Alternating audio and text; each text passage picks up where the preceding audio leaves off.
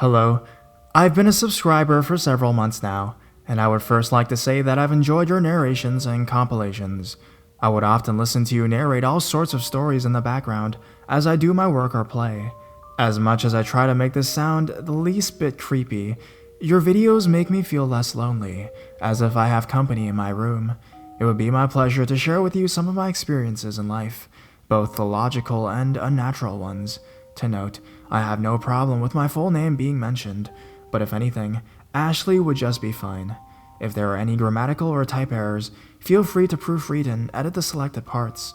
As I've tried to fix my mistake as much as I can, I hope my short stories will be of use for your channel. I wish the best of luck for you. Keep up the amazing work. Is that you, Grandpa? I was about 9 or 10 years old at the time my grandfather died. His passing broke me down, as he was the only man who refused to see me sheep with the family's path of becoming doctors, which is the reason why I am now a junior graphic designer. Right, back to the experience. Around a month after he passed away, I finally managed to move on with my life and schooling. It was a late night, probably around 12 to 1 in the morning. I was fast asleep with a blanket above me. Suddenly, I felt a hand creep up on my ankles ever so gently. Before anyone suggests demonic limbs, I would like to add that they felt human, not elongated fingers or claws. I woke up as soon as these hands pulled me off the bed, which was more than frightening for a young child. Keeping myself together, I merely assumed it was my dad joking around and went back to bed. The next day, I asked both my parents and our housemate if they came into my room, which they all denied. I then realized that I locked my bedroom door from the inside, which meant that no one could have entered. At this point, I felt cold in the inside, and decided from then on I would sleep with my legs huddled to my chest. The room felt eerie for several weeks, until the next incident occurred. I was in the bathtub alone, while my parents were still out at work.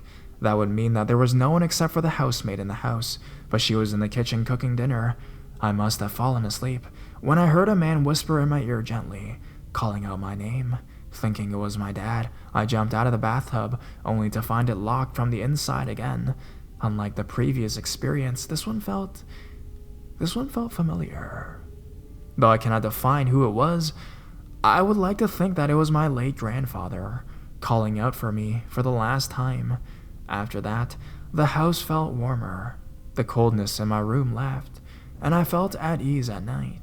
This happened over a decade ago, and I have since moved houses. I still wonder what actually happened, and who was actually in my house. However, in all honesty, I wouldn't want to visit my old house again, especially at night.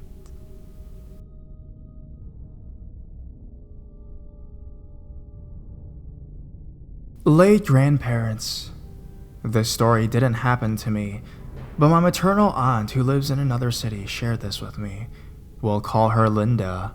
To start, I would like to remind everyone that my mother is one of 5 siblings, one eldest sister, the main subject, one older brother who has passed away, one younger sister, and one younger brother. This information may pertain importance in the upcoming event. It was in the middle of 2011, around summertime. Linda was busy clearing out her late parents' my grandparents' house, fawning old furniture, restoring old antiques and china, as well as gathering important documents and precious belongings. She decided to take a day off and went to visit their grave in a Chinese cemetery located in the mountainous rural area in Indonesia. She was alone on this trip. In accordance to the family's Catholic Chinese tradition, she said a quiet prayer on the tomb. During this prayer, she felt a gust of wind build up behind her. At first, she thought it must have been a breeze, but remembering it was summer changed her mind completely. She wanted to open her eyes but didn't dare, as she felt 2 presences behind her. She ended her prayer, hastily making her way to the showers to rinse herself with water, as it wards off evil spirits. She drove home, trying to forget the experience, and began to work on the house once more. At night, she brought home her mother's safe box, a large rusty steel box with a traditional number lock bolted on it. Linda shrugged off the work and decided to sleep in early. The next morning, she found the safe box wide open with all the documents spread out, which mostly consisted of family photos and birth certificates of Linda and her siblings.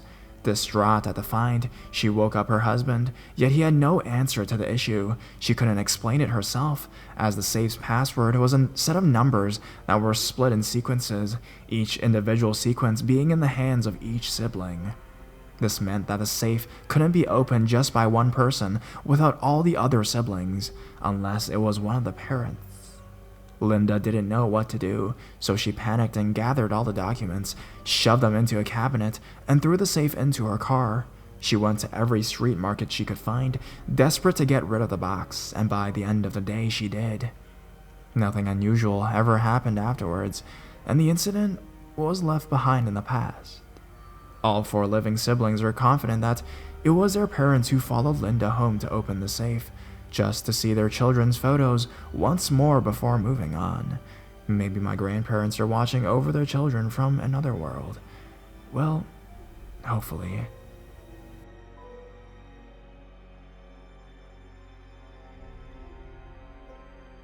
Tarot cards. I played with tarot cards without knowing the consequences. Well, to be fair, I was never told of the consequences and responsibilities of using one.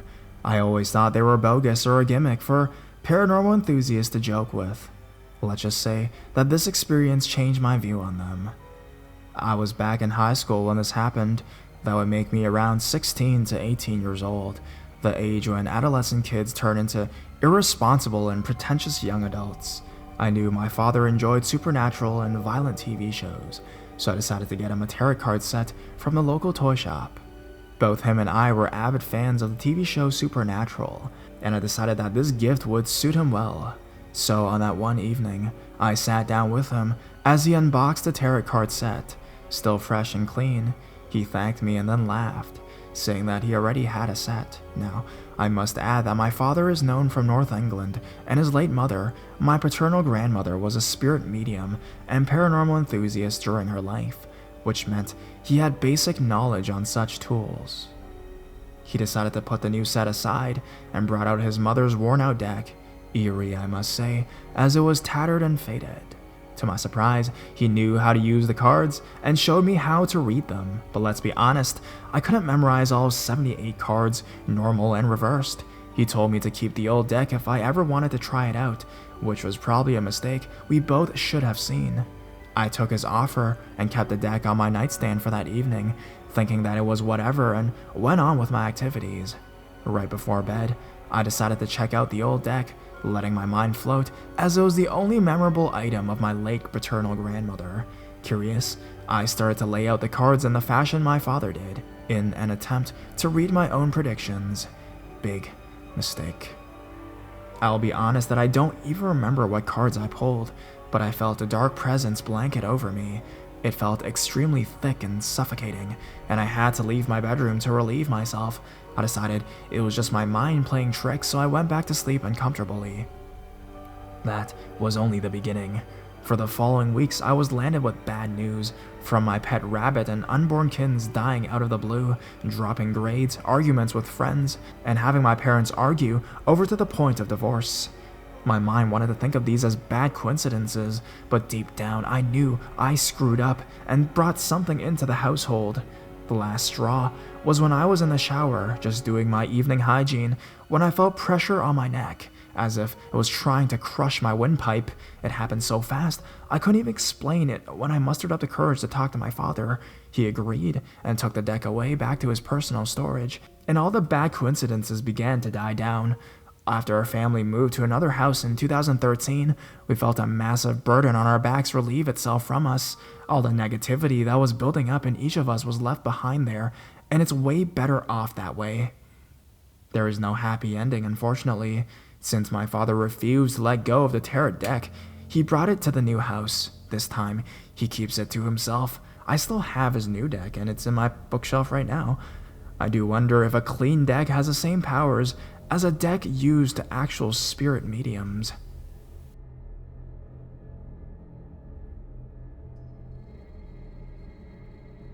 Restroom Voices. This is a short and recent experience that I would like to share. I was still in my first year of university, and I've only just made a few friends with other students. Albeit an old and notorious university for its ghostly figures and paranormal activity, the campus janitors and security were all too familiar with unusual reports. The art and design faculty was subjected to the oldest campus of the 4 separate buildings, and the block of my class happened to be progressed in what was the haunted section.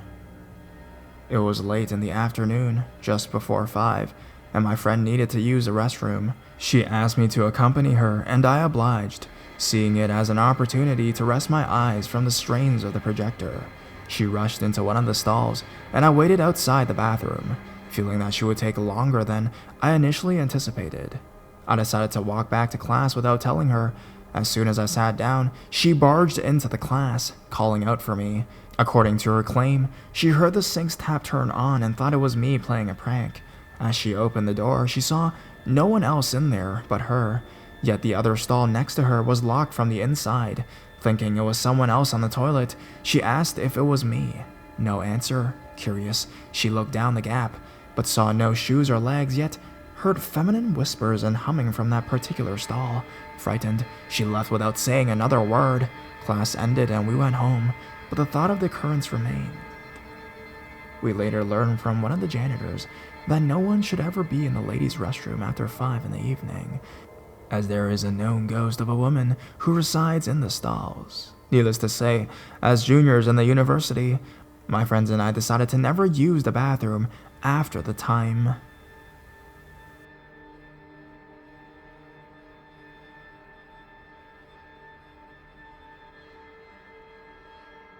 Rural visitation. Back in 2008, my school had a mandatory activity that involved students to travel to designated rural villages in Java, Indonesia. It was supposed to be a learning experience for living in Jakarta, the capital city, so city folk could understand and experience the lives of the rural folk. In this school activity, the students were divided into unisex groups of 3. I was grouped with 2 other female classmates, and our location was in a rather large farming village in central Java. Our host was a kind old man with his family of teen children. They facilitated a clean guest bedroom for the 3 of us, and we were tasked with caring for the cattle and rabbits. It was a fun trip during the day, but the night was quite the opposite. The locals used to tease us city folk with their inside jokes, but they also mentioned that the house we stayed at was reputedly haunted by a demonic presence in the form of a pregnant woman. Indonesia is rife with local ghost stories, so my friends and I were quite accustomed to this particular genre. We thanked the locals and decided to just put it aside as a local myth, since we did not want to upset the host. That very night, the first night, we slept together on the bed, restless and unable to sleep in the pitch dark. My friend woke up in the need to use the toilet, but was too scared to move and woke my friend and I up instead. She said a dark woman was sitting on top of the portable wardrobe, hiding in the shadows. My other friend thought she was just being paranoid, and I agreed with her at first, until I fully awoke to see a silhouette that was too good to be a coincidence.